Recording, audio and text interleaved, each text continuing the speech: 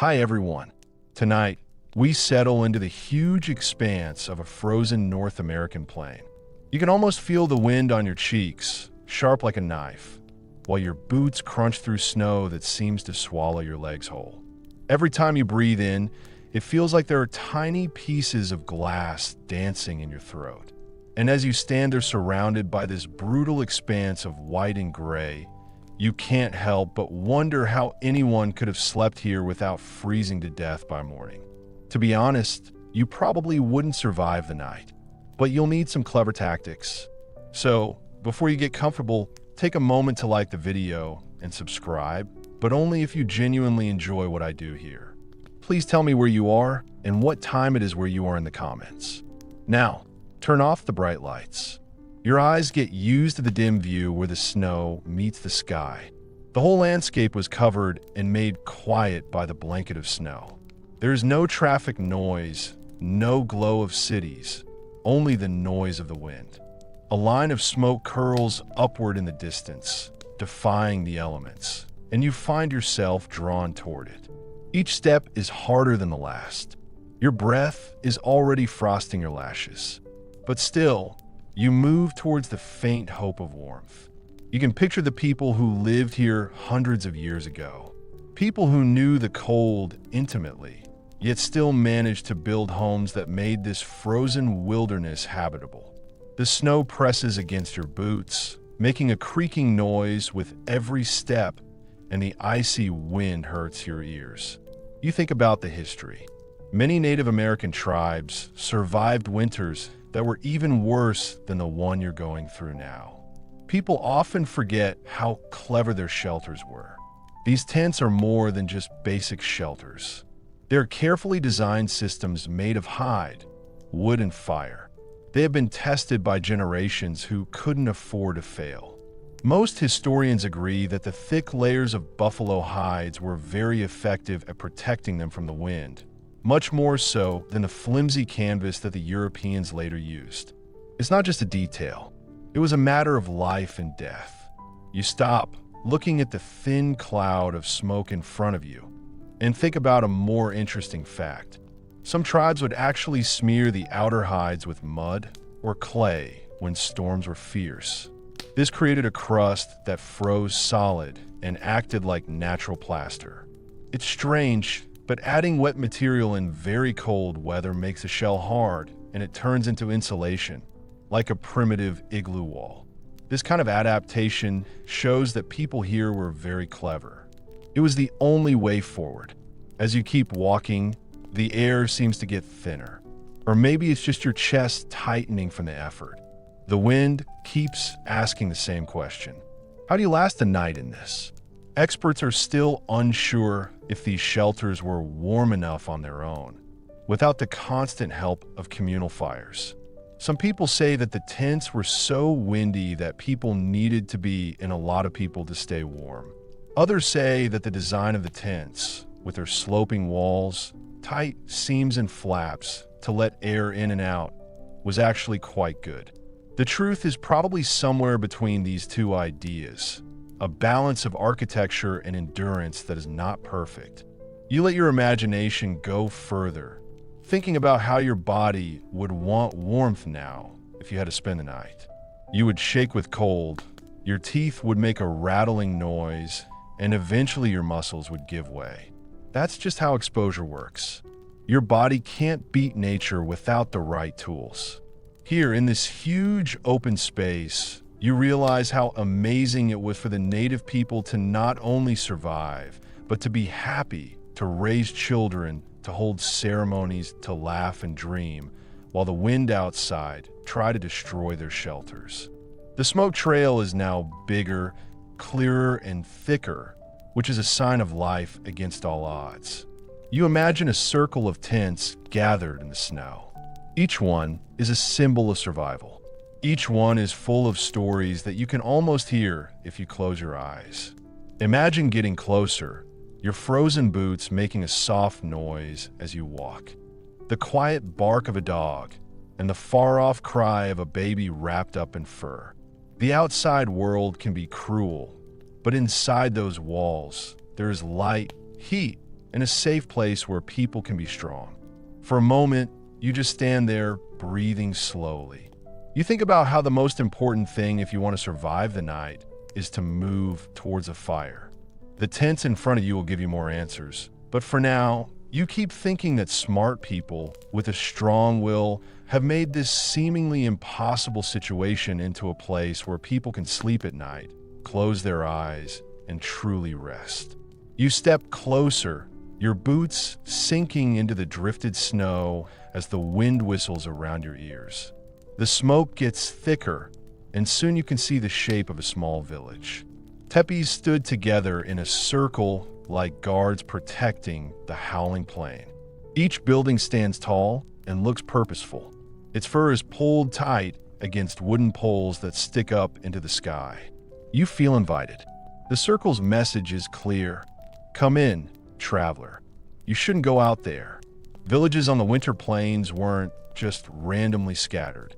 They were often built in a circle with openings arranged so that the harsh winds couldn't blow straight through. Most historians have said that this roundabout planning wasn't just spiritual, it was practical too. The design meant that families could shelter each other. Their tip is to prepare for the storm as one group, rather than as a bunch of separate people. As you walk into the circle, you notice that the snow has drifted high against the outer walls, creating a natural barrier. As you walk into that circle, you notice how the snow has drifted high against the outer walls, creating a natural barrier that makes the inner world a little less harsh. I've got an interesting thought. In some winter encampments, people even let snow pile up against the bottom edges of the tents. Instead of constantly shoveling it away, they realized that snow could be like a quilted blanket.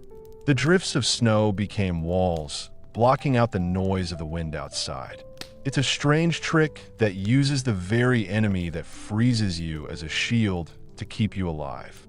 You can almost hear an older person laughing gently, telling a child that snow isn't always bad. Sometimes it's a friend, but experts are still discussing whether this was on purpose or just good luck with the weather. Did the native builders design their villages to use drifting snow, or did they just adapt as conditions forced them? There are arguments for and against. Some archaeologists say the layouts show deliberate engineering, while others say the evidence is too patchy to prove this.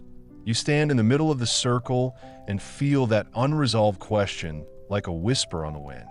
Are you a planner, or do you like to make things up as you go along? You can see more and more of your surroundings. Dogs run quickly between tents, leaving tracks that cross the snow. The sound of children laughing can be heard in the cold air, but it is hard to hear them because they are wearing thick coats and hats. From far away, it looks easy, but if you go inside, you'll feel the pressure to survive. No one here could afford to relax completely. The tents are close together, not just to keep warm, but to keep safe. At night, wolves might prowl, enemy raiders might attack, and the circle itself, with its people inside it, became a shield and a symbol. You notice that each tip of the roof is angled slightly away from the wind, never facing directly into the storm. You imagine families getting in, brushing off the snow, stomping their moccasins, Indian shoes before going inside. You understand that even the smallest detail, like the direction, placement, or order, was important for survival. Nothing here was casual. Your imagination fills in the gaps. You see women tightening the cords that lash the hides, checking for gaps where drafts might sneak through. Men carry wood, their shoulders straining under frozen logs cut from faraway river groves. And all the while, smoke continues to rise, the lifeblood of the camp. Inside every lodge, there's a fire that looks like a heartbeat. When you put them together, they make a cozy, warm space. You slowly walk through the camp.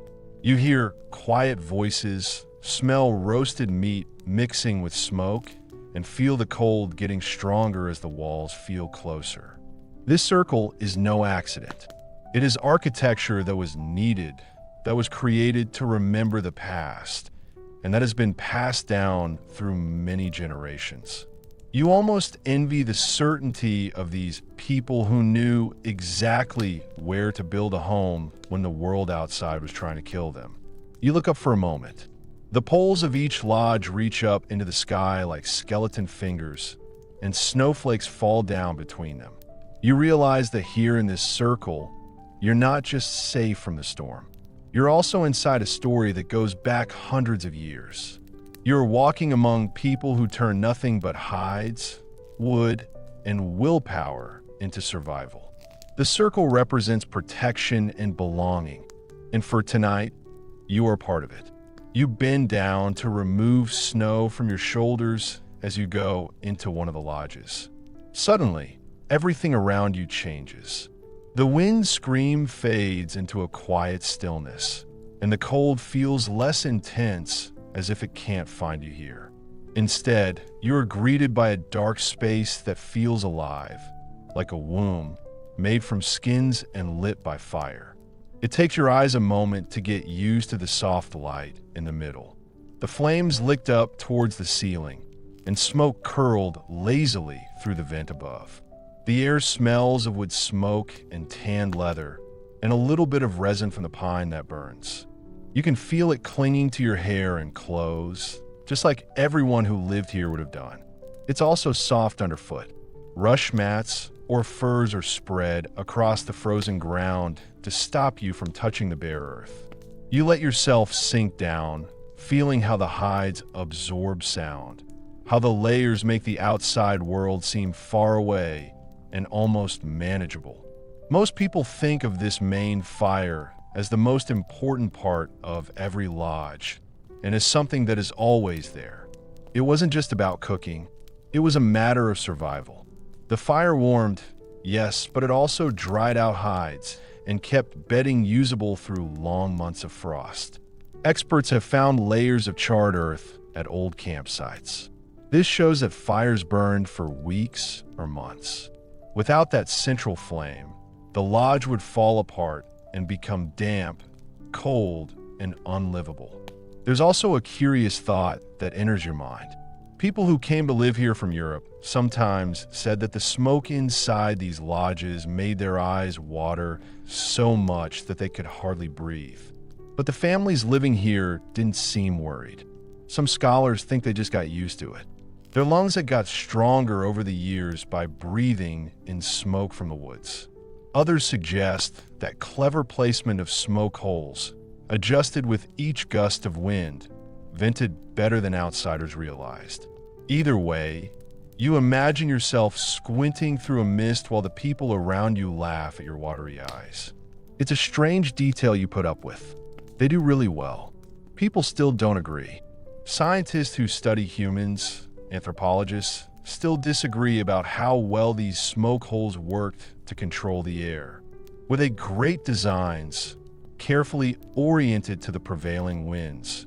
Or were they little more than constant nuisances, letting in drafts as much as they let out smoke? It's frustrating, but the evidence is hard to find. You tilt your head back and stare at the thin ray of sunlight where the smoke is drifting up, and you feel the weight of that unanswered question pressing on your chest along with the haze. Even though it stings your eyes, you can't deny how cozy this place is. Families are huddling together. Children snuggle up under soft fur blankets, breathing gently as the flames crackle. You hear the sound of a woman adjusting hides at the entrance, pulling them tighter against the wind that is blown in from outside. A man lights a fire, sending sparks into the dark rafters, and the air feels warm enough for you to relax your shoulders. The cold is still here, but it is softened and is less intense, kept at bay by a delicate balance of fire and fur. You can't help but feel it. The sound of sap as a log burns. The sound of skins rustling overhead. You can hear people talking quietly to each other, but you can't understand what they're saying. You understand that for the people who lived here, the lodge was more than just a place to stay. It was a cocoon where the outside world couldn't reach.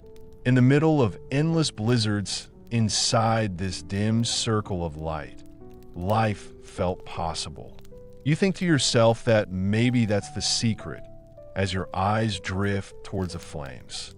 Survival here wasn't about beating winter.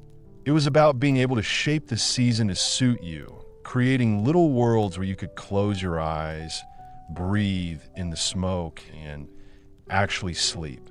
You curl up deeper into the furs, eyelids heavy, and realize that this lodge, with its darkness, warmth, and eternal fire, makes even the impossible feel almost comfortable.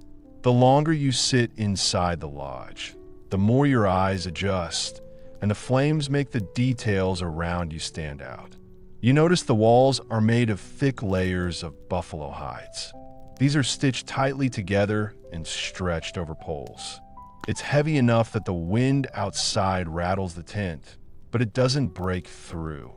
The hides ripple slightly when a stronger gust of wind presses against them, but they mostly stand firm like the walls of a fortress built from flesh and fiber instead of stone. Many historians tell us that the buffalo hides were very important to the people who lived on the plains. There were things like clothes, food, and tools. Here, there were things that kept the heat in. Every winter, whole communities worked really hard to get new hides ready. They made them as soft as possible so they could be sewn into big coverings. A single teepee might need as many as 14 buffalo skins, stitched with sinew, so tightly that the seams themselves acted like barriers to the cold. It wasn't perfect, but it kept the warmth in the same way that a down parka keeps you warm today. You lean closer, your fingers almost touching the wall. The material of the tent feels stiff and cool at first, but you realize it is thicker than anything you're used to in modern tents. The texture is rough where it hasn't been smooth, but it is solid, and you think of a quirky little tidbit recorded in old journals. In the harshest winters, some families would cover extra hides over the outside of their tents, like giant blankets. Visitors thought the lodges looked bulky and lopsided, but the extra walls made the buildings feel like a thermal cocoon, even if it made them harder to move later. You imagine the lodges walking across the plains like giant buffalo when it was time to move. However, scholars still debate whether these buffalo hide coverings were as waterproof as oral history suggests. Some researchers think that smoke made the hides black, hard, and cracked. This meant that air could get in through the gaps. Others say that skilled women constantly maintained them, replacing panels, patching holes, and tightening cords so the lodges stay resilient. The question remains, were these tents designed to keep people warm, or do they need to be constantly watched to stop the cold getting in? The fire flickers, and you watch how its light dances across the seams. The shadows show how carefully each piece is joined. It's both an art and a necessity. You imagine women sewing by the light of a lamp. The person carefully pulled the thread tight with their hands. Children were asleep next to them while the work continued late into the night. This wasn't just for show. It was all about survival. The sounds inside become more intense. The wind is still gently beating on the outside hides. The sound of drums and other percussion instruments is always playing, but it's not very clear. But in the layered walls, the sound feels distant, like a storm you've locked out. You realize that every layer of hide isn't just a physical barrier. It's like a psychological shield. It lets families feel safe at night. If you don't have a coat, you'll be flinching at every icy gust all night, and you won't be able to sleep. You lean back, wrapped in furs, and think more about it. Imagine getting out of a plane that has been covered in snow at midnight. The wind is cold, the stars are bright, and you want to run away. Now, imagine going back inside, closing the flap, and feeling the thick hide close around you like a protective hand. That contrast death moves closer. The most important thing in life is to have people who care about you close by. You can see that buffalo hides are more than just fabric stretched over poles. They were the line between life and death, as important as breathing. Each time the wind rattles the walls, you hear them answer back, steady and defiant. As you drift off to sleep, the hides hum to tell you something. We agree. We keep going. We keep the night outside where it belongs. You move a little, sinking deeper into the lodge, and notice something subtle beneath you. The bedding isn't flat on the ground. It rises a little, as if the floor itself has grown a soft mound. Your fingers touch the edge, and you realize the sleeping platforms are lifted above the frozen ground. In a world where every bit of heat was important, this small detail meant the difference between shivering all night and actually getting some rest. Many tribes living in the plains and woodlands often built bedding frames from willow branches. These branches were lashed together to make a low cot. These families put furs, grasses, or woven mats on top of each other. This kept them from lying directly on the icy soil. The cold seeps up from the ground, taking warmth away faster than any wind from above. These raised beds were easy to make, but very clever. If you've ever gone camping without a sleeping pad, you know what I mean. The cold ground doesn't just make you feel cold. It takes something away from you.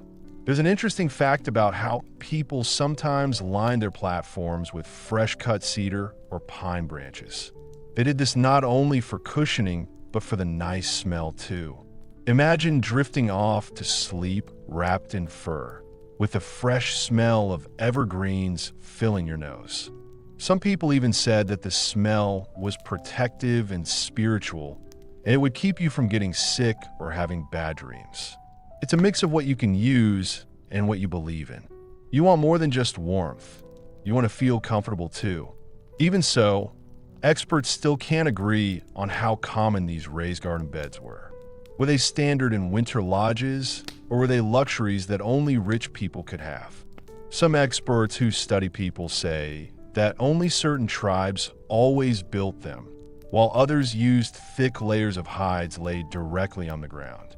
The truth is unclear, and the only evidence we have are bits of wood and patches of matting that don't always survive the centuries. You might be wondering if you're just an ordinary person or if you're someone a little bit special. It feels real, though. You move your weight, and the woven frame bends and moves slightly, making a noise like an old rocking chair. The firelight flickers across the platform, showing the outlines of furs piled on top of each other. You can almost imagine a family curling up together here. Children were tucked in between parents. A grandmother was muttering softly, and everyone was packed and close together.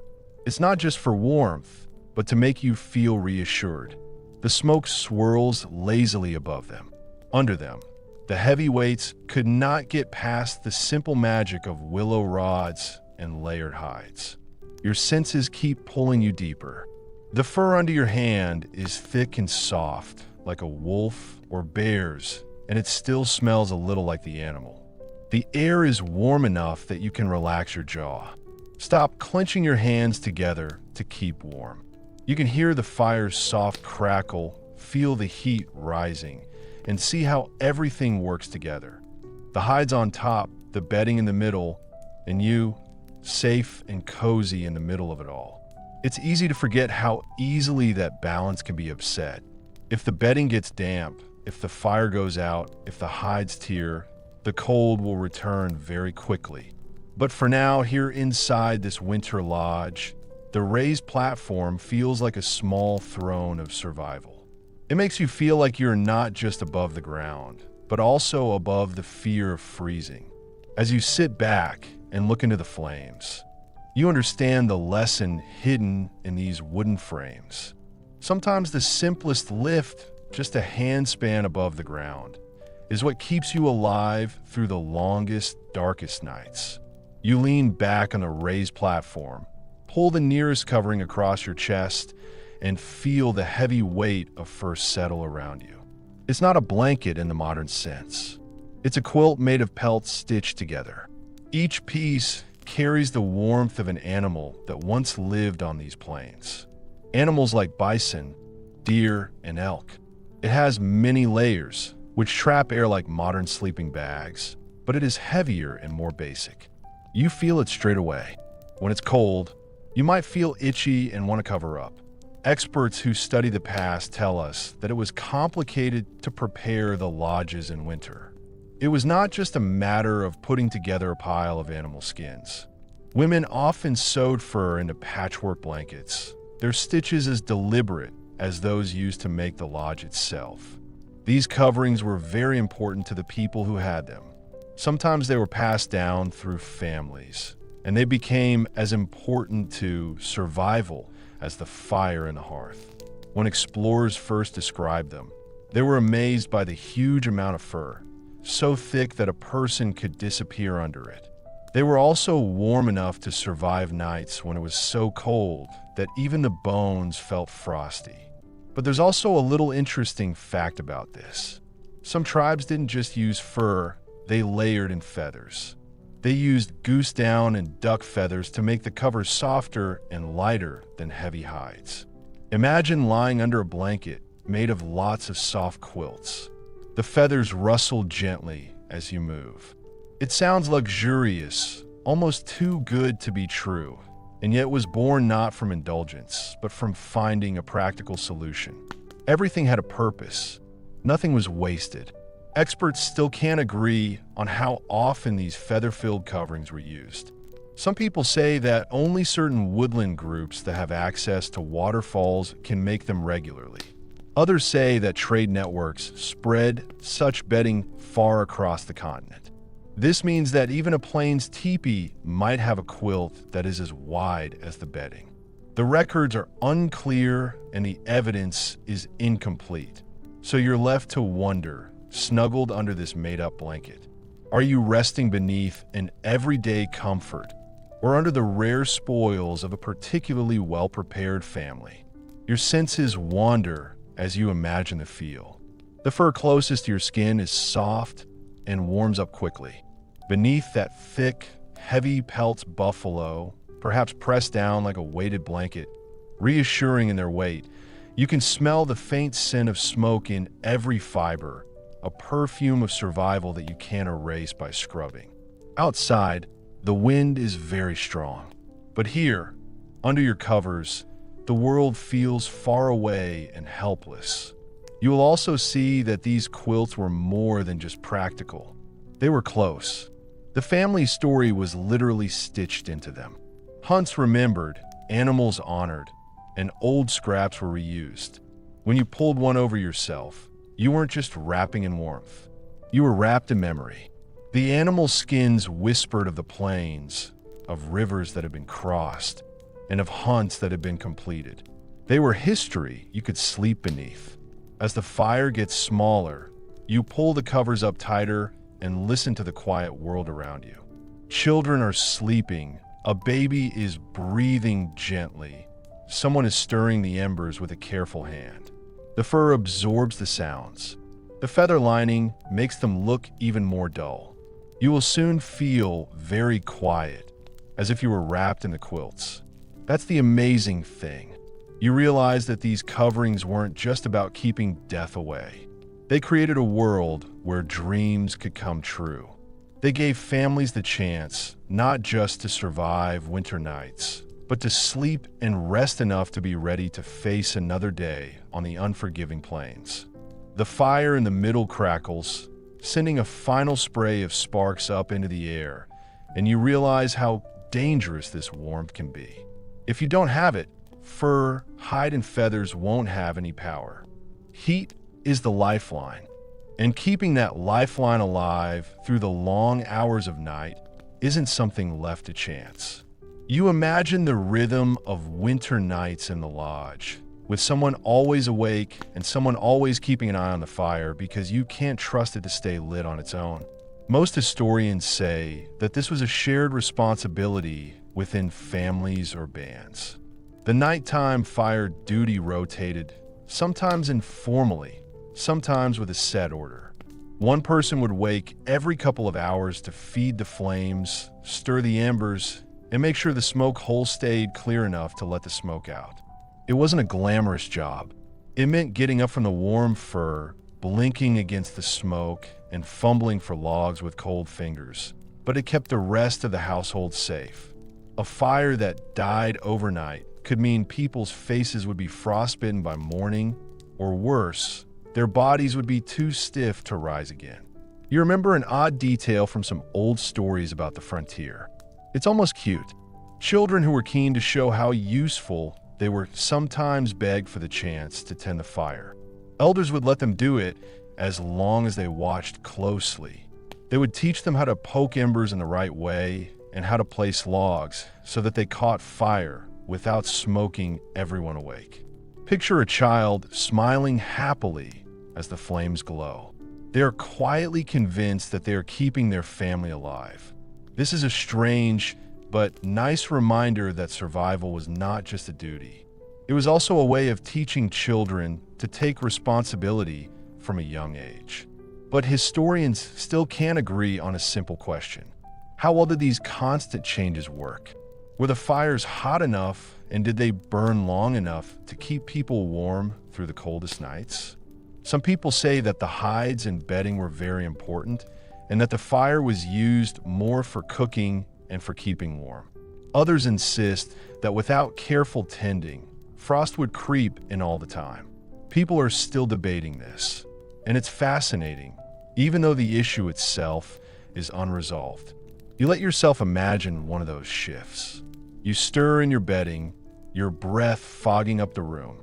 Someone gets up next to you, maybe a dad or an aunt, and quietly goes to the fire. The sound of logs shifting is soft but reassuring. Sparks fly, shadows jump across the walls of the lodge, and warmth pushes back against the cold that is coming from the ground. You relax again, knowing someone else is watching. The watchfulness itself becomes part of the lullaby. The fire here has its own character. It makes a hissing noise when damp wood is heated. It makes a loud noise when a log catches properly. It becomes ashes when it is left on its own for too long. It makes a noise when it's ignored and a purr when it's fed. And like every living thing, it needs people to take care of it. The sound of tending the poke, the shift, and the little bit of smoke that comes out becomes the background music of winter nights. You lie back under your warm furs. The flames, though small, make you feel safe, and the knowledge that someone is always adding more wood to the fire lets you drift towards sleep without worrying. Out here on a plane that could kill you with a single lapse, that trust is worth more than any quilt or covering. You discover that surviving in the lodge wasn't just about staying quiet. It was a team effort. Everyone was on the lookout, and everyone did their duty. Each log that was thrown onto the flames was a promise that was quietly made. We will keep you warm until morning. The fire is steadily burning, but you notice something else happening. Near the edge of the lodge, someone has placed smooth stones close to the flames. They lie there quietly, getting hot without making a sound, gathering energy as if they're storing the day's sun. A little later, it is carefully lifted with wooden tongs and put under bedding, hidden under layers of hide. At first, you think it's nothing, but then you realize these stones are like miniature suns. They are placed close to sleeping bodies to make them feel warm through the long, dark hours. Historians have said how common this was among indigenous groups who had very cold winters. Stones, especially river rocks, are hard and round because they've been made hard by being in the water. They can stay hot without cracking. Once they had warmed up, they became like heaters, glowing but you couldn't see them, keeping their feet warm and stopping frostbite. This wasn't just clever. It was simply a matter of survival. You didn't need iron stoves or coal furnaces. You needed fire, stone, and patience. There's a fun fact about these bright rocks. Some families wrap them in cloth or bark before putting them to bed. Sometimes children would treat them like pets, snuggling against their stone dogs or fire babies, laughing as the warmth seeped through the wrappings. Imagine drifting to sleep with a heated rock tucked at your toes. It's basic, but in its own way. It's not that different from a modern hot water bottle. But archaeologists are still trying to work out how common this trick was. We don't have any written records, so we can only guess. Did every winter lodge have heated stones? Or was it a practice only when there was enough fuel to spare? Some experts say, though it was rare and this might have stopped it being used more. Others think that people needed to keep warm, and so it was used a lot. The arguments are like smoke, they never settle. You can picture the rocks being placed in different places, like at the bottom of a bed, next to a child's cradle, or under a grandmother's mat. The warmth spreads slowly but surely, seeping into fur, softening stiff joints, easing muscles clenched against the cold. You can't see the glow, but you can definitely feel it, and the feeling lasts long after the flames have gone out. The details you can see, hear, and smell are very clear. The hot stone touches the damp fabric, making a soft crackling sound. The soft sound of steam rising.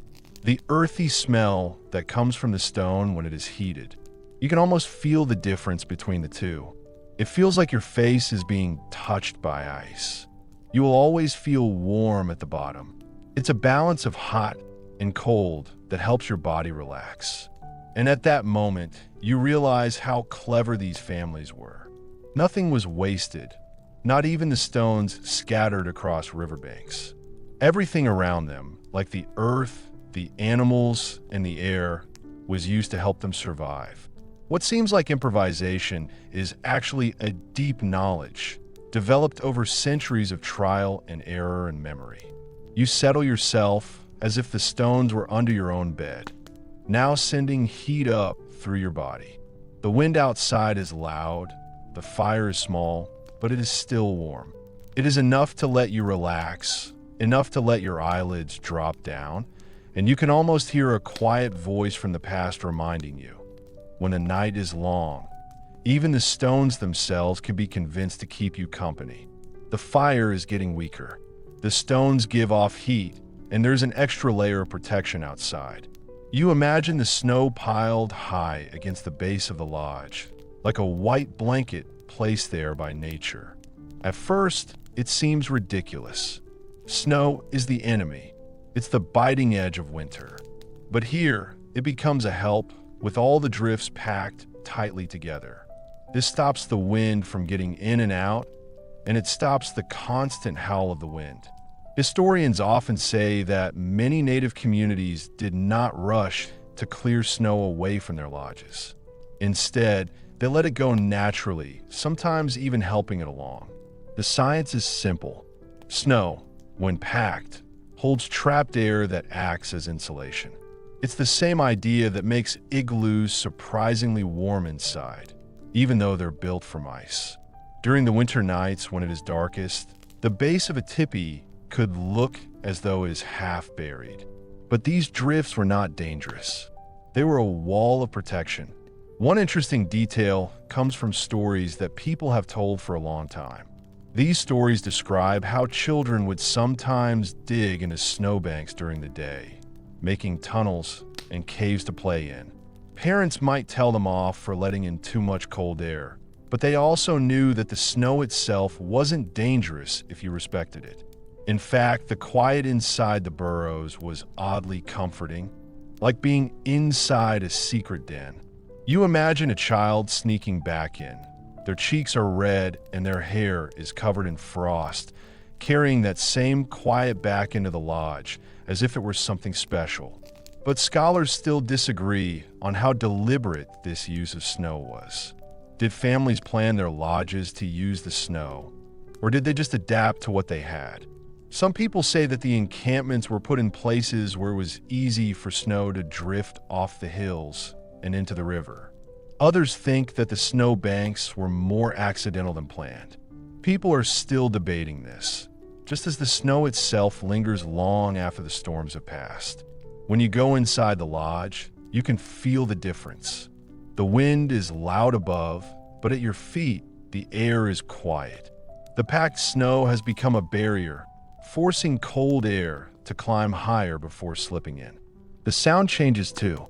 The storm is quieter now and sounds more like the sound of the ocean far away than it does like a direct threat. It's strange, but it's comforting to know that the same snow that can bury you is also what lets you rest. You let your senses take you there. The quiet, the steady breathing, the comfort of knowing the walls are made strong by nature. Snow has turned from something bad to something good, from something that kills to something that looks after us. Close your eyes and think about how useful the people here were, how they refused to see the dangers in their world. Instead, they found allies in the most unlikely places, allies that would protect them when the night seemed to never end. And so, as the wind is strong and the fire is small, you feel the snow pressing against the lodge like a gentle hand. Outside, it is cold and cruel. Here, wrapped in hides and covered in snow, you can sleep.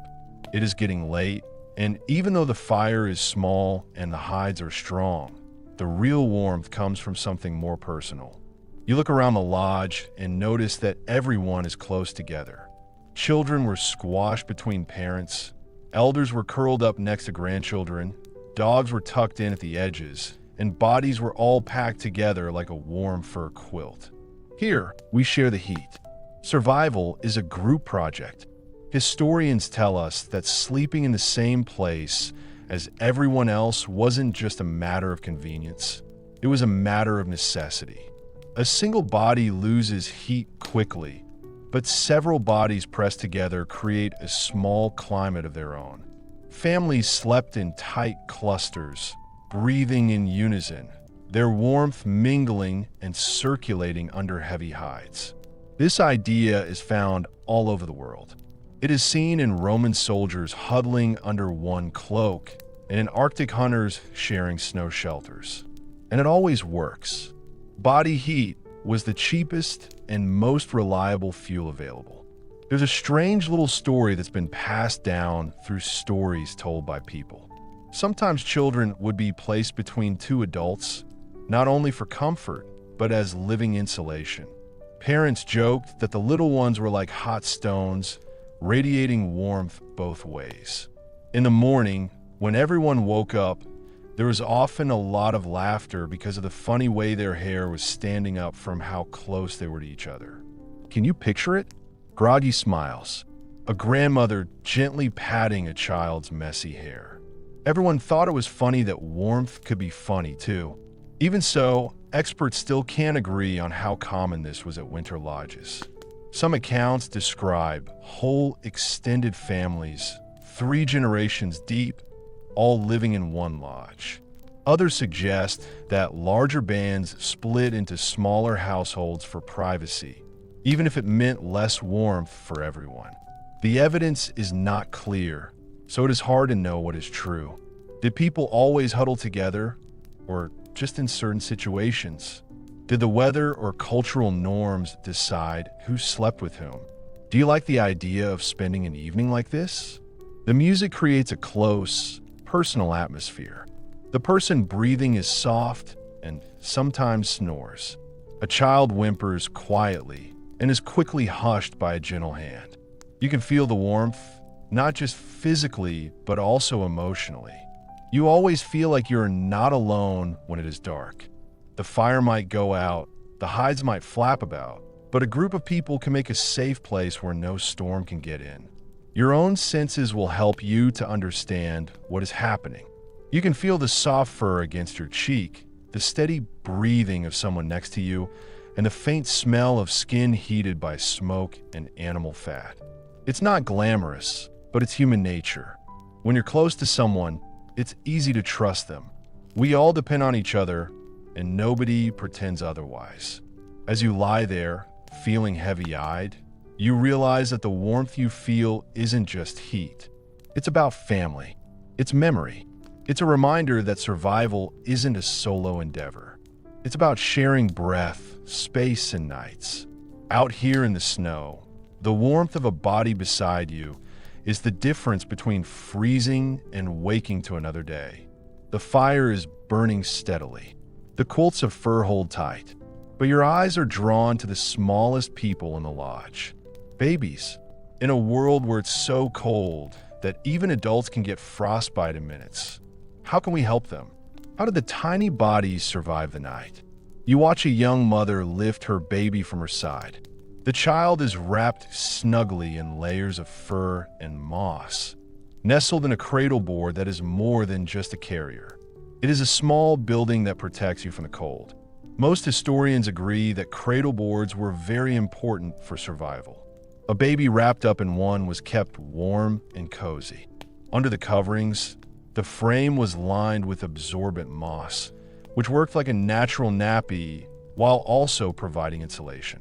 The structure was covered in fur, and sometimes hide thongs were used to fasten it tightly so that no wind could get in. It was practical, yes, but also clever.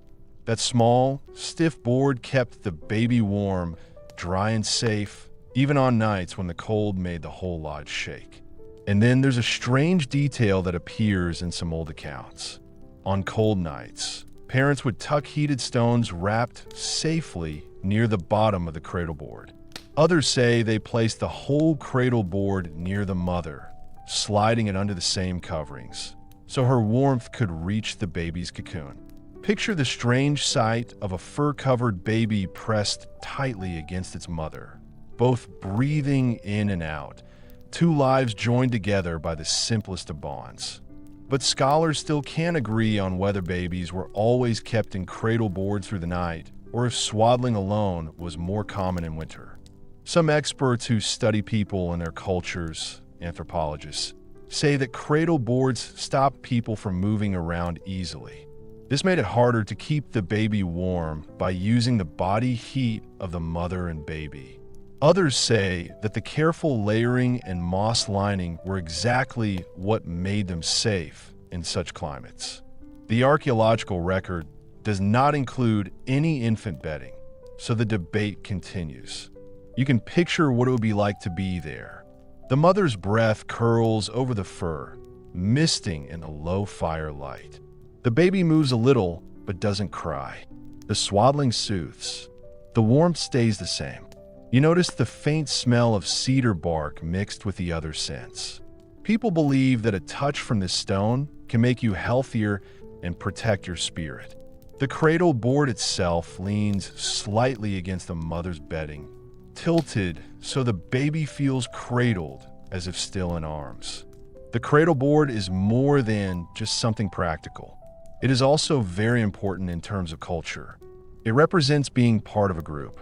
The child was closely connected to the community in body and in spirit. When the family goes to bed, they do so knowing that the youngest is tucked in safe and sound. It's not just about surviving. It's about trust and the continuity of life. Even when the night is the hardest, as you watch the mother settle back, her hand brushing gently across the swaddled fur, you feel a quiet settle in the lodge. The fire crackles and the hides move slightly. But here, the warmth of a newborn is more powerful than the flames. You realize that survival isn't just about adults surviving, but about the most fragile lives being carried through the storm. Your eyes move from the cradle board to the edges of the bedding, where movement is seen in the dim light. A dog stretches, shakes its fur, and circles once before curling back into a ball at someone's feet. Another lifts its head, its ears twitching at the wind outside, then puts it back down against the furs. You realize with a smile that even here in the coldest season, dogs are not just guardians or hunters. They're blankets. Historians say that dogs were the first animals to be kept as pets in the Americas. This was long before horses arrived with the Europeans. For native families, they were companions, workers, and sometimes dinner bells. But on winter nights, they were also used as living heaters. Their thick fur, which was bred to keep them warm in the cold, made them feel warm to humans too. People didn't just put up with dogs in the lodge. They were happy to have them near their children's feet. That warmth could mean the difference between shivering through the night and sleeping comfortably. There's a funny story that's been passed down through the generations. Some children had a favorite dog. They insisted on sleeping beside it, treating it like a personal heater. Parents let them, knowing that the dog's loyalty and body heat were useful. One story even says that families joked about which dog was the warmest blanket, as if they were competing for the best place next to the fire. It makes the harshness of survival seem almost playful, where necessity meets affection. But scholars still don't agree on how important this was. Did every tribe allow dogs to share their bedding? Or was this more of a rare exception? Some experts who study people, called anthropologists, think that worries about fleas or cleanliness might have stopped this from happening. But others say that in the very cold, it was more important to be practical than to worry about these things. The evidence, as usual, is mixed, leaving the question open-ended. But you can still picture what it would be like. The dog at your feet is warm. It's breathing gently and calmly.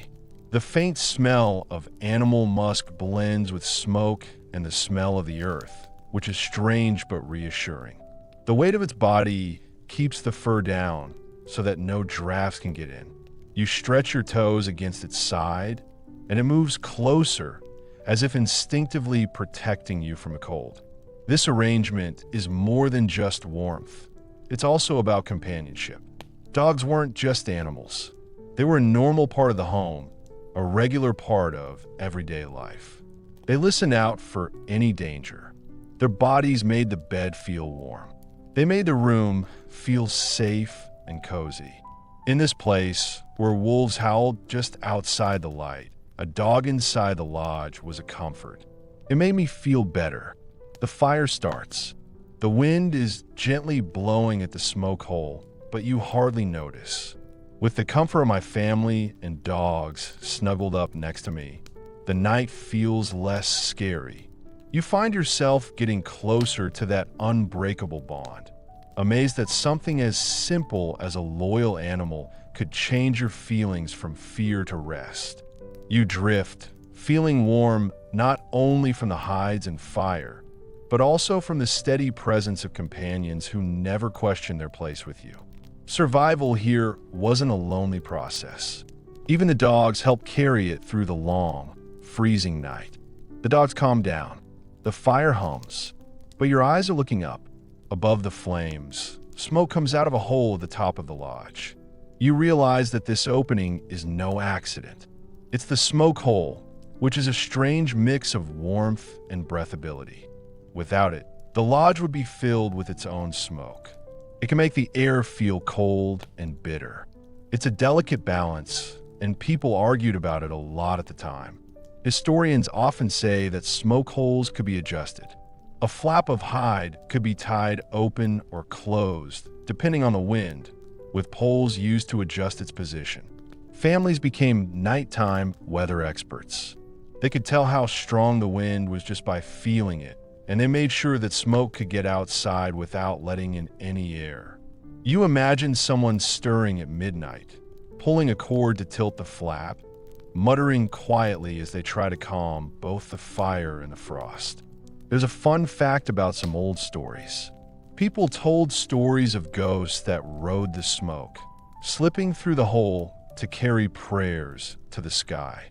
Children sometimes whispered their wishes into the rising mist. Half the game, half the belief.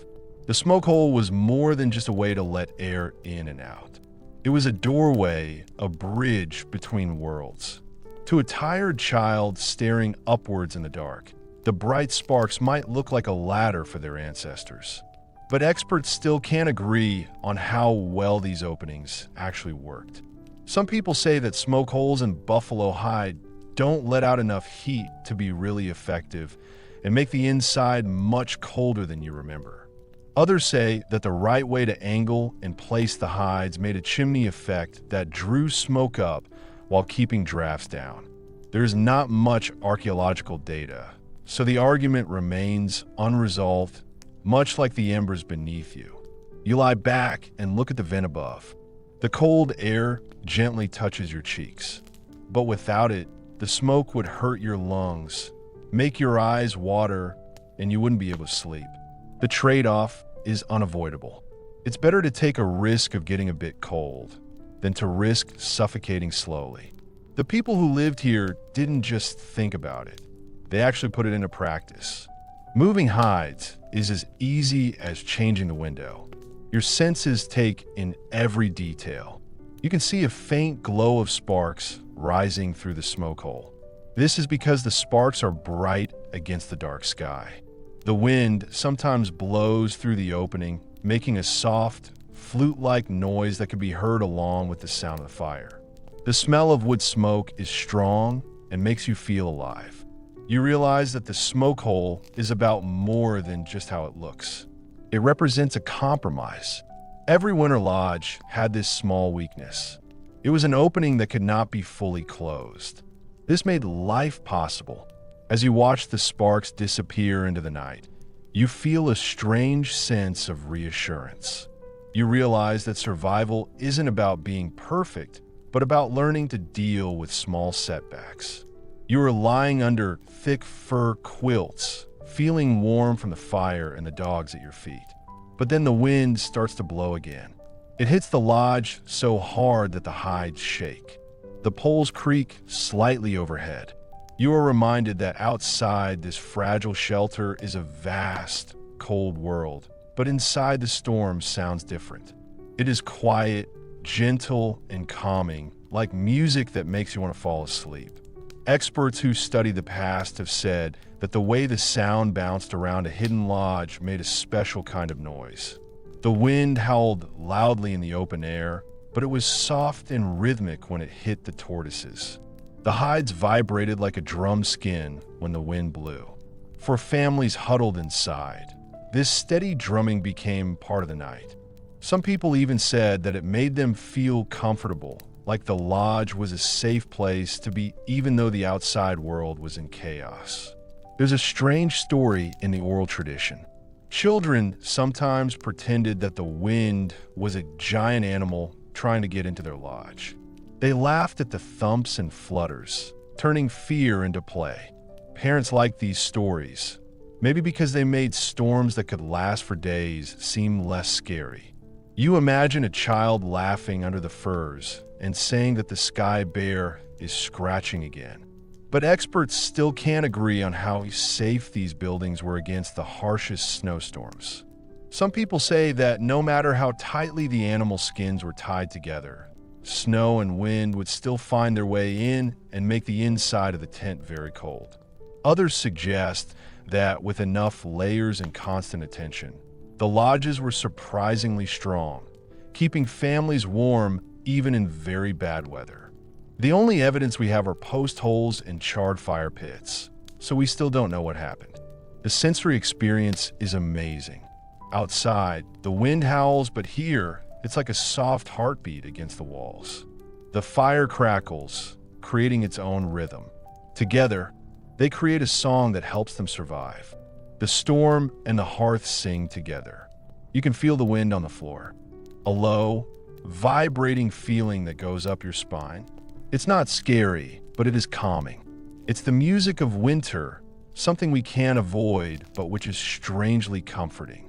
You breathe in deeply, filling your lungs with air that smells of smoke, and realize that the sound of the storm has changed. Outside, there was total chaos. When you listen to it, you can hear the idea of persistence. The storm is not made quiet by the lodge. Instead, it is made safer and calmer.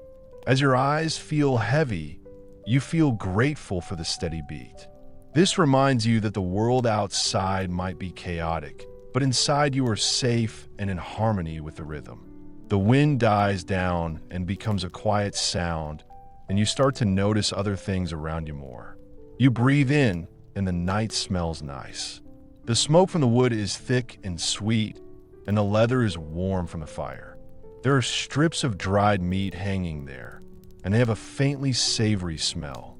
These are the smells that help people survive the winter. The fabric of the lodge is stitched with it. You can almost taste them on your tongue, layered like the hides overhead. Historians often tell us that smoke was more than just a nuisance. It was preservation. Meat, fish, and berries were hung up in the smoke from the fire. The constant exposure to the air dried them out, stopped them going rotten, and gave them more flavor. The lodge was also used as a home and a smokehouse. The smell stuck to everything: clothes, hair, bedding, and skin. For people inside, it was the smell of comfort, of safety, of food waiting when storms made hunting impossible. There's a funny story from the early European visitors who said that the native lodges smelled so strongly of smoke and leather that they tasted it in their beards for weeks. Imagine going outside after a night here, carrying that scent with you. The villagers didn't notice much. It was just something they lived with, like the air. But experts still argue about how healthy this smoky world was. Did people's lungs get damaged by breathing in with smoke over many generations? Or did they adapt? Some people think that the high number of deaths from lung diseases shows that the cost is high. Others think that people were stronger than we thought. Without medical records, it's still unclear what happened. Close your eyes and really enjoy the smell. Smoke swirls into your hair, creating a rich and relaxing sensation. The hides around you have an earthy smell, made softer by being used for a long time. From the corner, a sweet smell comes and goes. Maybe dried berries in a pouch, their sugars turned into caramel by the heat. The air is thick, layered, and full of texture, and every breath carries the story of the lodge. For the families living here, those smells weren't just background noise. They were a comfort. If the lodge smelled of smoke, it meant that the fire was still burning. If it smelled of meat, there was food to share. If the hide smelt of musk, it meant that the walls were still standing strong and had not been damaged by the storm. Even your sense of smell became important for survival. It was a way of checking that everything was okay every night. You get cozy under your warm animal skins, your eyelids heavy, your lungs filling with a rich, woody smell. Outside, the storm is empty, harsh, and cruel.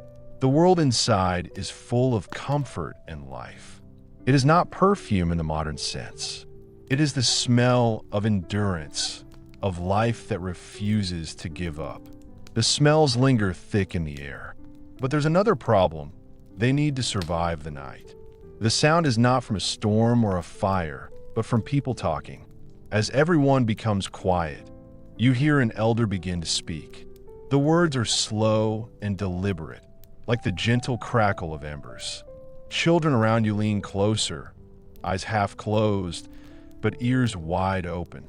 Stories fill the darkness as surely as warmth fills the furs.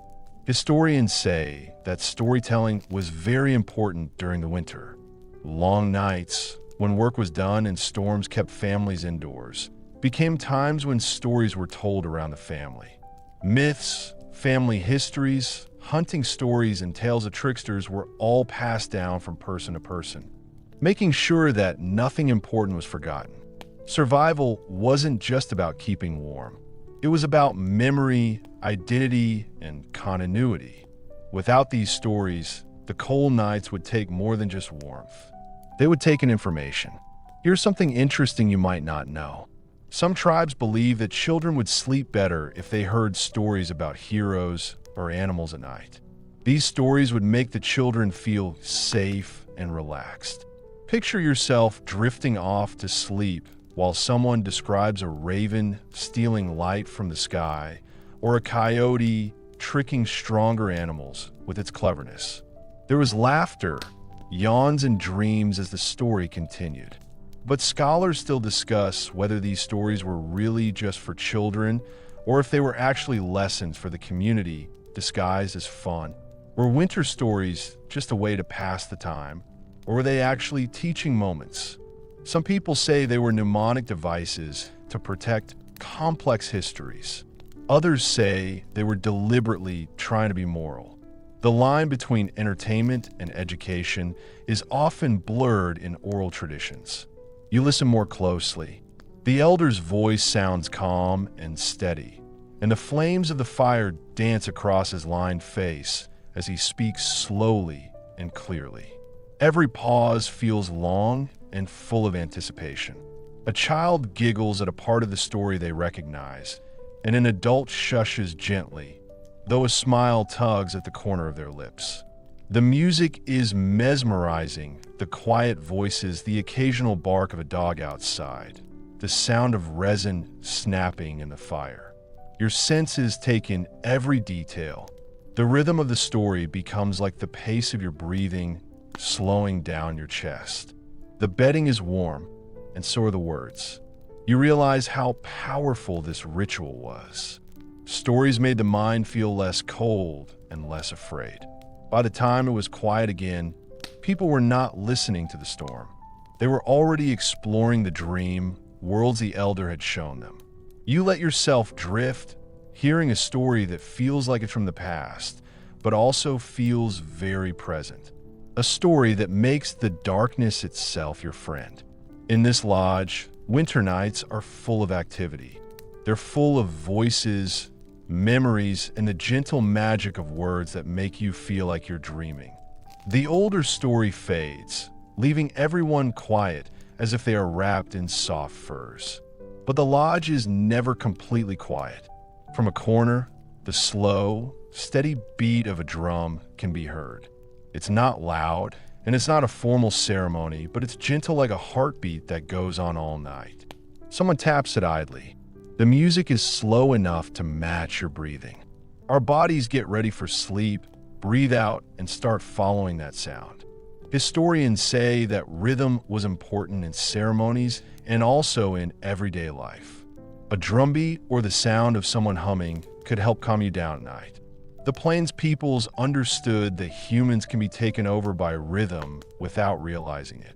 If you focus on breathing in and out with a steady rhythm, you can help yourself and your children to sleep. In winter lodges, where storms rattled the hides and fear might otherwise keep eyes open, rhythm created peace. And then there's a little detail that's a bit unusual. Some accounts tell of women rocking cradle boards against the floor in time with their own heartbeat. The babies would calm down, soothed by the sound of wood and flesh hitting each other. Travelers sometimes thought this was formal music, but it was as practical as a lullaby. Imagine the sound of a mother's chest hitting the ground twice, perfectly in time with the cradle board hitting the earth. It's a basic but very human way of keeping time. However, experts still don't know if this was a common practice or just a rare event. Was it a normal thing that happened in many lodges, or was it only done when storms made it hard to sleep?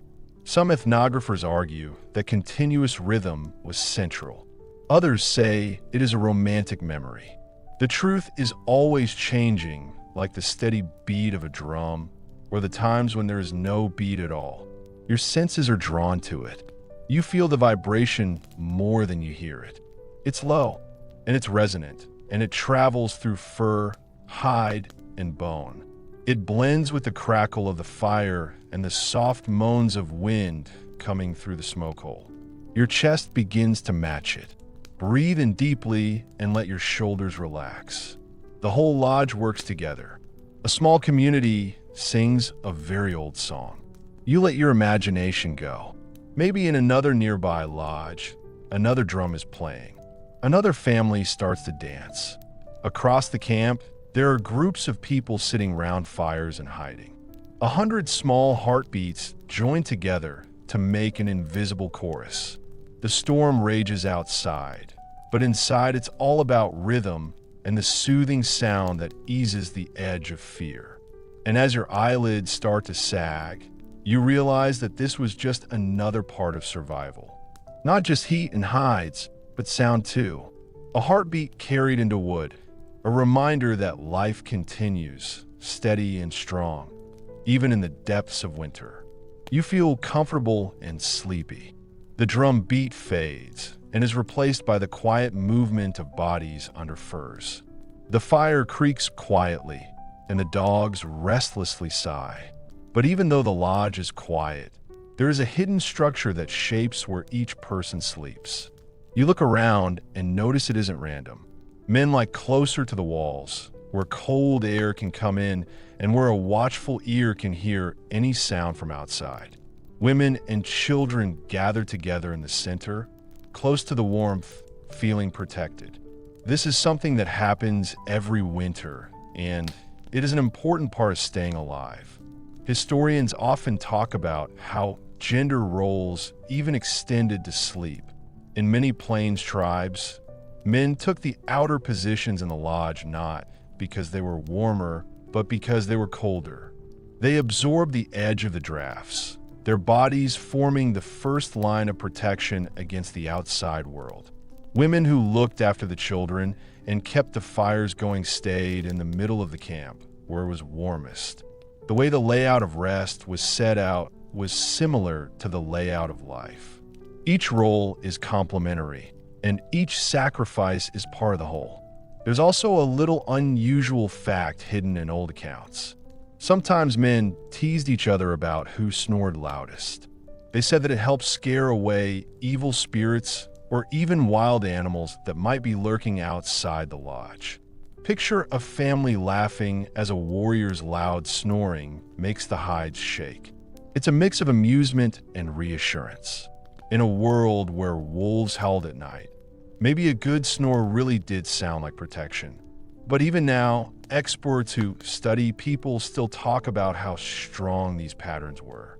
Did all families strictly follow this placement, or did comfort often win out? Some evidence suggests that the arrangement was flexible. Elders might be given the warmest place, or a mother with a newborn might sleep nearer the fire, regardless of whether they are male or female. Others say the arrangement was strong, with everyone practicing their duties every night. The truth, as always, may be found in the changing memory and situation. You take in all the sights, sounds, and smells of the place. To your left, a man moves slightly, his shape visible against the thin breeze that moves across the animal's fur. His breath is cold, but he is still asleep. He has learned to tolerate the cold. At your center, a woman holds two small children tightly against her chest, her hand gently pressing their backs as if to remind them they are safe. Another elder is stirring near the fire, putting a log on the flames as if he has done it 1,000 times before. The arrangement is practical, but it also has deep symbolic meaning. The lodge is like a small version of society. Men facing forwards, ready for danger. Women are looking after the future. Children are at the center of everything, like a flame. In that group, you can see not just survival, but also their beliefs, which show how they saw themselves in the world. Your imagination takes you further.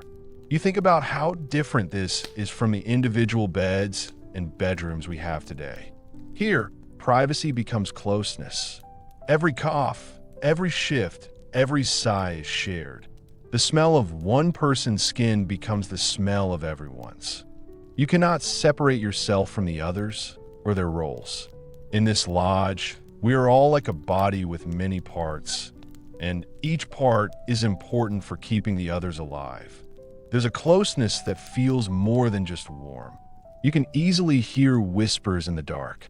Children are sleeping, and their soft voices are all that can be heard.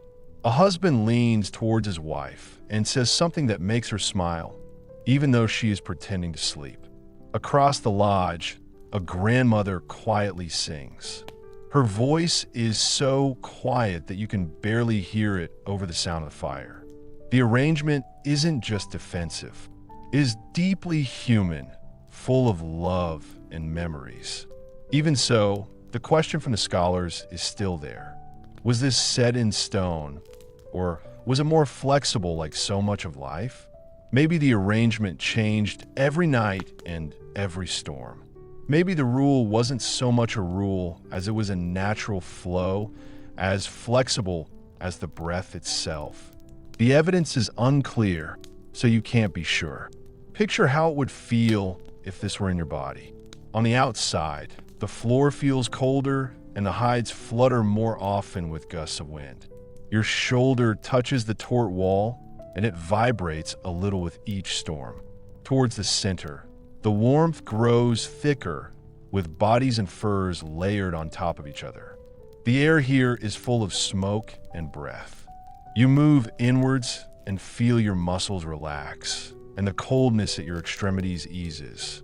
The difference is obvious, and it reminds us why the arrangement was important.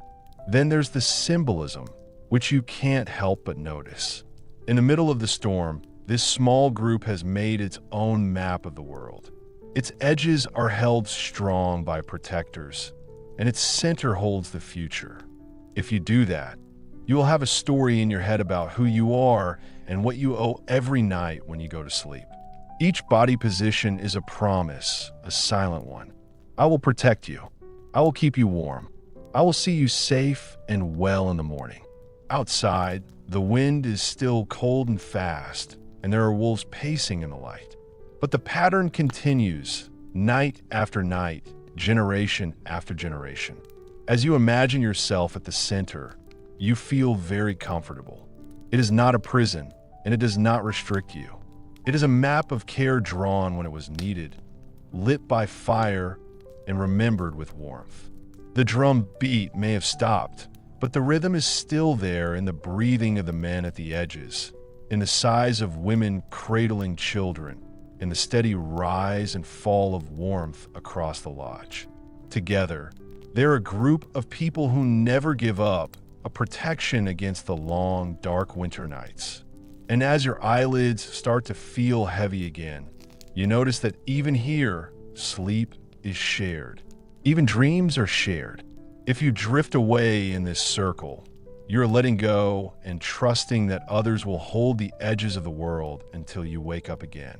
The lodge is quiet now. Everyone is calm, and the furs are thick with everyone's body heat. But even though it was quiet, people often felt hungry, especially during the long winter nights. Food was very important, and in times of little food, survival meant finding ways to make do with less. You move a little under the covers, your mind slipping into that world, trying to fall asleep while your stomach churns and growls, the emptiness as sharp as the wind outside. Historians tell us that winter was the worst season for Native American families, especially those living on the plains. In summer, people hunted animals, and in autumn, they harvested the food they needed. This included meat, berries, corn, and squash. But sometimes it would snow so much that they couldn't get to the places where they could hunt or find food. A lot of people went hungry. Families learned to share out food carefully, measuring each portion so supplies might last until spring. Sometimes this meant going to bed with only a few mouthfuls of food. You weren't the only one feeling that emptiness. Everyone felt it, even children. Hunger was part of winter. And then there's a little something that's worth thinking about. Some traditions say that you should fast during difficult times, not only because you have to, but because it is good for you. If you go on a vision quest because you're really hungry, you might have dreams about what to do next, or about your spirit animal or ancestors. A starving body wasn't just weak. People thought it was open to visions. Some people lie awake at night, feeling desperate. Others think that feeling empty can teach us something. Imagine lying in a lodge, feeling very hungry, and drifting off to sleep. Your dreams are so real that they feel like adventures, as though hunger itself took you to another world. But experts are still trying to work out how common it was to fast like this in the middle of winter. Was it truly embraced, or was it just a way of making sense of things when there wasn't much available? Did families encourage children to see hunger as something special, or was it just something that had to be put up with? The evidence from ethnography, the study of cultures, is divided. Some accounts describe deliberate fasting ceremonies. Others say that hunger was too cruel to be explained so simply. The debate is still ongoing. Much of what we do in winter is a mix of what we have to do and what we like to do. You let your senses explore what it might have felt like. You can still taste the faint smell of dried meat, a small piece of bread eaten hours before. The smell of smoke, once comforting, now reminds me of the food it used to contain. Your stomach makes a loud noise, and you look around, embarrassed, but no one is moving. Everyone else has the same complaint. It is dark. You rub your stomach and wish it was quiet. The furs can't make me feel warm and fuzzy inside, but there are still signs of strength in these nights. A mother might give a child a roasted marrow bone to suck, not because it's good for them, but because it's comforting. An elder might tell a story to distract the young instead of giving them food. And sometimes the simple act of lying close together, sharing warmth and breath, made hunger less intense. If you're miserable, you're less miserable when you're not alone. In the dark, you can almost feel a hand on your shoulder, as if to say that we will last until spring. When you're hungry, you notice things more. Every sound is louder, every smell more intense. You notice the sweet smell of berries in a pouch near the wall. You hear the crackle of the fire and imagine it as the sound of fat being cooked, but there is no food. You breathe in the smells of leather and fur, pretending for a moment that it's roasted meat. Survival isn't just about staying alive. It's imaginative. The ability to deal with what you don't have by changing the way you think about it. You drift into that half-dreaming state hunger brings. The fire starts to look like something else. You see bison roaming endless fields, their bodies massive, steaming in the frost. You smell the delicious smell of roasting fat, hear the thunder of hooves, and feel ready for the hunt. Is this the cruelty of hunger, or is it a gift? The line is blurred, and you realize that maybe both are true. Hunger makes you weak, but can also create opportunities. But morning always comes, whether we are full or hungry. In the morning, families wake up slowly, their joints are stiff, and they are hungry. Some people even risk the cold to go hunting. Others spread out dried corn so that there was a thin layer of it. Children whimper, parents soothe, and the cycle of survival continues. Hunger doesn't go away, but we learn to live with it, just like we learn to live with fire or fur. You return to your furs, stomach grumbling, and think about how different your own modern comfort is. You could easily reach for food, but here, the long night offers no relief. The lesson teaches humility. It was always a struggle to survive in the winter lodge, even with fire and animal skins to keep warm. It required patience, planning, and sometimes the willingness to dream through the emptiness. You curl up tighter, aware of the hunger that is part of the night. It sharpens, it softens, it teaches. The storm outside is still going strong. But here, even when you're not hungry, you hold on to the warmth, the closeness, and the stubborn knowledge that morning will come. The fire is low again, casting shadows on the hides. And you notice something small but clever. The bedding and coverings you rest under are more than just a bedding set. I also make quilts. They're also the very clothes worn during the day. People who like to dress up can wear heavy parkas, leggings, cloaks, and moccasins. These all serve a double purpose. By the time it gets dark, clothes are used as bedding, and bedding is used as clothes again when it gets light. In a world where there are limited resources and the cold can get in at any time, nothing is wasted. Historians say that native people's winter clothes were more than just for show.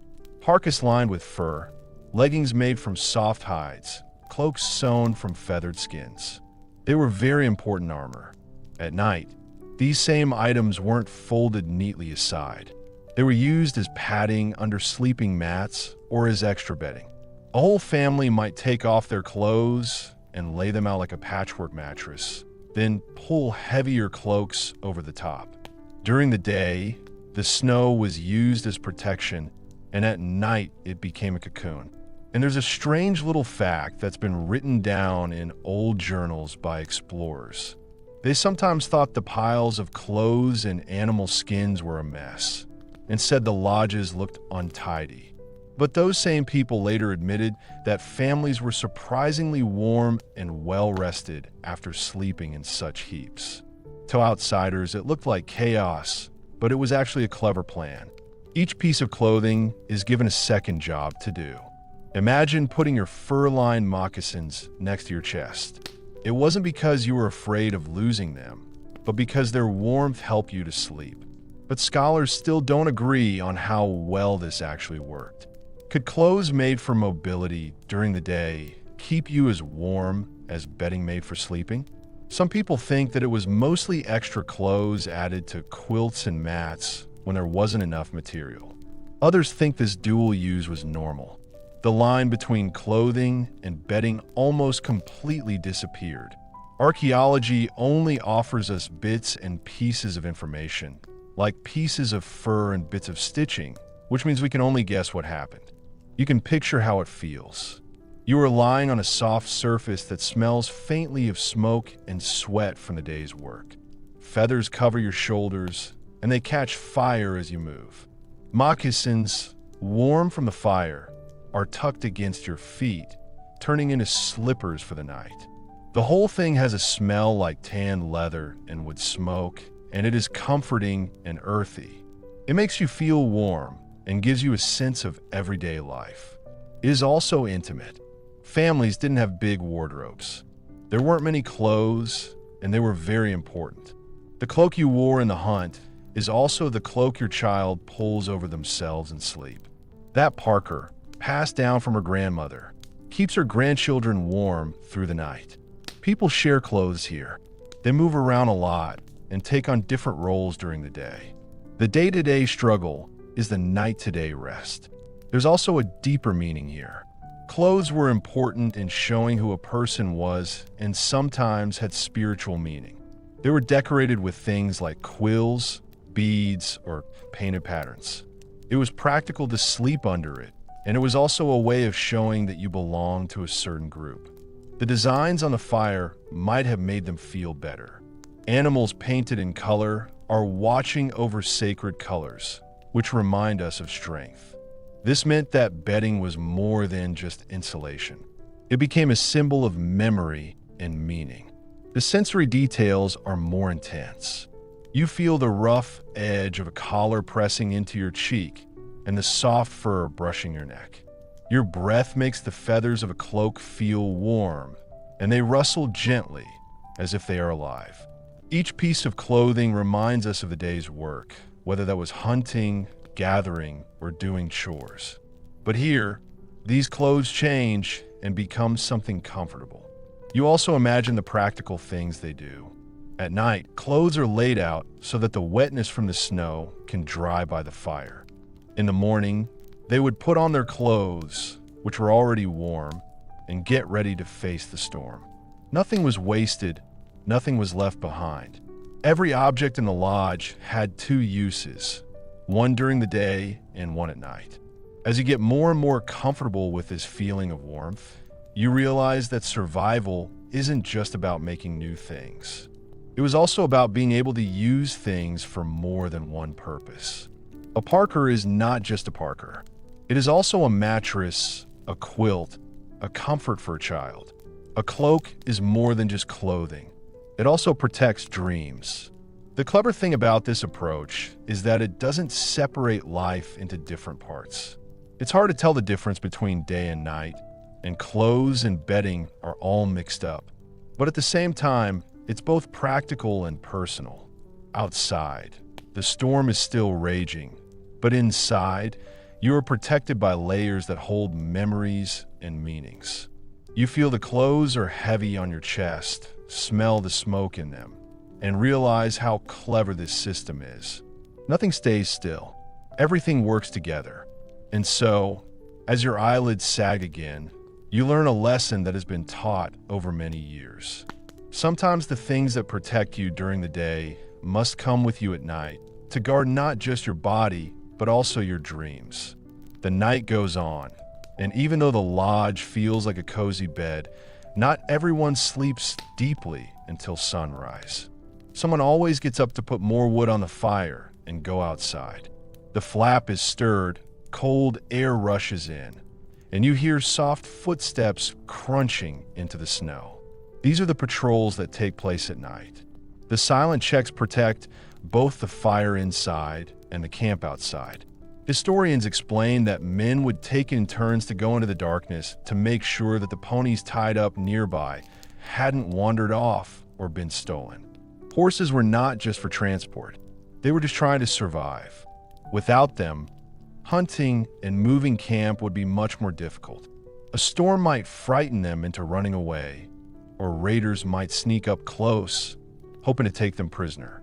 And so, while others slept, someone would wrap a cloak tightly, step into the cold, and vanish into the night to circle the herd. Here's a fun fact you might like. Some people say that these patrols weren't always serious. Young men who were bored in the smoky lodge would sometimes welcome the chance to go outside and look at the stars. They might sing quietly to themselves, talk to the ponies as if they were children, or even joke later that the horses were better company than the uncle who was snoring and who they left behind. You can almost hear a quiet laugh as a young man leans against a shaggy pony. The horse's breath makes steam in the cold air, but experts still don't know how often these patrols happened. Were they planned with military precision or more informally, handled by whoever stirred at the right moment? Some experts who study people, called anthropologists, say that people had to be very careful, especially in places where there were often raids. Others suggest that in smaller, safer camps, patrols may have been casual, like an elder taking a walk or a hunter restless before dawn. We don't have enough evidence to say for sure what happened, so you can imagine both possibilities. Some places have strict rules, while others are more relaxed. You imagine yourself stepping outside, following the patrol. You feel the cold bite your skin immediately, even more than you did when you were inside the lodge. Your breath makes white plumes in the night, and every sound gets louder. The creak of snow underfoot, the soft whicker of horses, the distant sound of ice cracking on a river. The moon is above, hanging like a lantern that shines silver light on the plain. The snow sparkles like it's covered in tiny shards of glass. It is beautiful, yes, but it is also dangerous because it is empty. You walk among the ponies. Their shaggy coats ripple as they move, and their eyes reflect faint light, watching you calmly. You reach out, touch one's mane, and feel heat beneath the frost. They are alive, warm, breathing, and you realize their presence is a comfort, a reminder that not all warmth comes from fire. You listen out for wolves, for raiders, for any sign that the night is more than just silence. The silence is so intense that even your heartbeat seems too loud. Then you return to the lodge, closing the flap behind you. You carry the cold with you for a moment before it fades back into warmth. Sweet dreams.